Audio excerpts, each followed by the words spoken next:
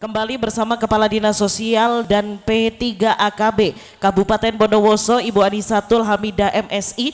Tadi sudah disampaikan seperti apa tanggapan dari masyarakat. Kita juga ingin tahu seperti apa kondisi stunting yang ada di Bondowoso. Bisa disampaikan Ibu? Ya. Baik, tadi kami sampaikan bahwa kondisi stunting di Kabupaten Bondowoso masih 37%. Dan sesuai dengan RAN pasti bahwa tahun 2024 nanti ketika Indonesia ditargetkan 14% untuk Bondowoso harus ada di posisi 21%. Itu artinya rentang waktu 3 tahun ini per tahun kita minimal harus 5,5% turun stuntingnya. Dan ini kita harus ngoyo komitmen bersama. Seperti yang kami sampaikan, perkawinan anak di Bondowoso tinggi. Tahun 2020 Ibu Bapak sekalian, angka diska permohonan dispensasi kawin di pengadilan agama 1077 dan yang diputus adalah 1045. Artinya hanya sedikit yang tidak diputus atau ditolak. 2021 permohonannya 831 dan diputus 786. Dan yang mencengangkan kita semua, untuk ibu hamil, perempuan hamil di bawah 16 tahun yang sudah hamil tahun 2020 itu ada 30 ibu yang hamil di bawah usia 16 tahun. Dan yang hamil usia 16 sampai 19 tahun itu ada 1163. Dari sini saja ibu perempuan usia 16-19 tahun dipaksa hamil itu sudah resiko stuntingnya sudah luar biasa. Tahun 2021 bahkan naik, angka perempuan di bawah 16 tahun yang hamil itu ada 46 dan angka perempuan hamil 16 sampai 19 tahun itu ada 972.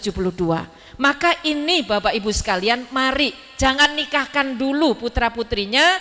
Kita sudah forum anak deklarasi untuk tidak menikah sebelum usia 21 tahun.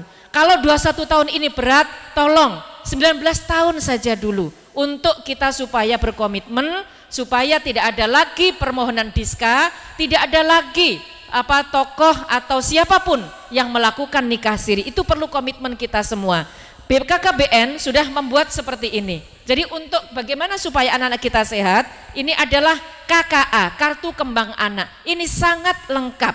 Jadi kalau selama ini Ibu, bahwa ketika dilakukan pertemuan BKB, Bina Keluarga Balita, masyarakat selalu bertanya, untuk apa sih imunisasi?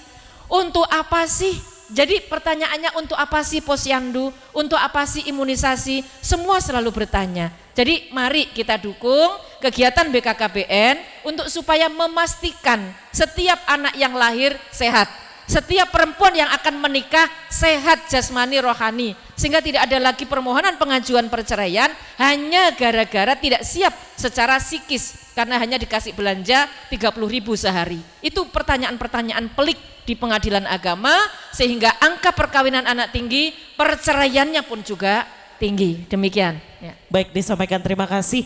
Kembali lagi bersama dengan Dr. Hajah Nihayatul Wafiro MA. Mungkin bisa disampaikan Ibu selaku anggota Komisi 9 DPR RI kepada masyarakat pesan khusus agar masyarakat lebih peduli lagi terhadap penurunan stunting. Disilakan Ibu. Terima kasih. Jadi yang disampaikan oleh Bu Erna, Bu Anis tadi soal komitmen bersama. Bapak Ibu, ini tidak bisa hanya dilakukan oleh Dinas Sosial dan Kependudukan, tidak bisa hanya dilakukan oleh BKKBN, tidak bisa hanya dilakukan saya sebagai anggota DPR, tapi semuanya Bapak Ibu, terutama tokoh masyarakat, kiai.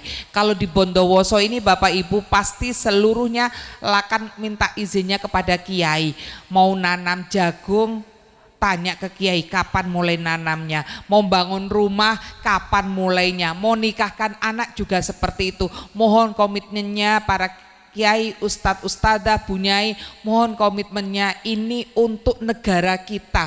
Kalau dikatakan banyak rizki, banyak anak banyak rizki, itu dilihat itu di hadis. Hadisnya kalau dilihat hadis harus dilihat asbabul wurudnya, bukan asbabun nuzul. Kalau asbabun nuzul kan Quran tafsirnya. Kalau ini asbabul wurudnya, Nabi saat itu mengatakan banyak anak lebih banyak umatku, karena saat itu Islam lagi berkembang. Tapi sekarang harus kita lihat bagaimana malunya Nabi kita kalau melihat umatnya banyak tapi stunting.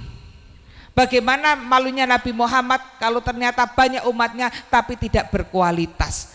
Tentu kita tidak bisa membandingkan satu keluarga dengan keluarga yang lain. Yang jelas kita harus tahu kondisi keluarga kita, berapa banyak jumlah anak yang bisa kita miliki, dan juga kondisi tubuh kita.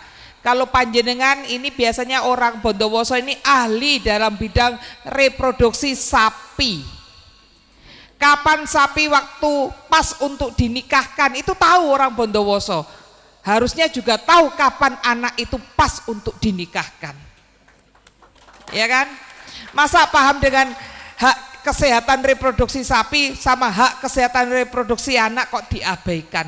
Jadi mari bersama-sama agar Bondowoso ini kedepannya menjadi kabupaten yang lebih baik lagi, kabupaten yang lebih maju lagi. Kita mulai dari generasi yang luar biasa, generasi yang tidak stunting. Terima kasih, Baik, disampaikan terima kasih banyak. Semoga kita semua dapat melaksanakan tentunya ya, agar stunting di Indonesia bisa turun menjadi 14% di tahun 2024 dan bisa menuju generasi emas di tahun 2045. Zero stunting. BKKBN berencana itu keren.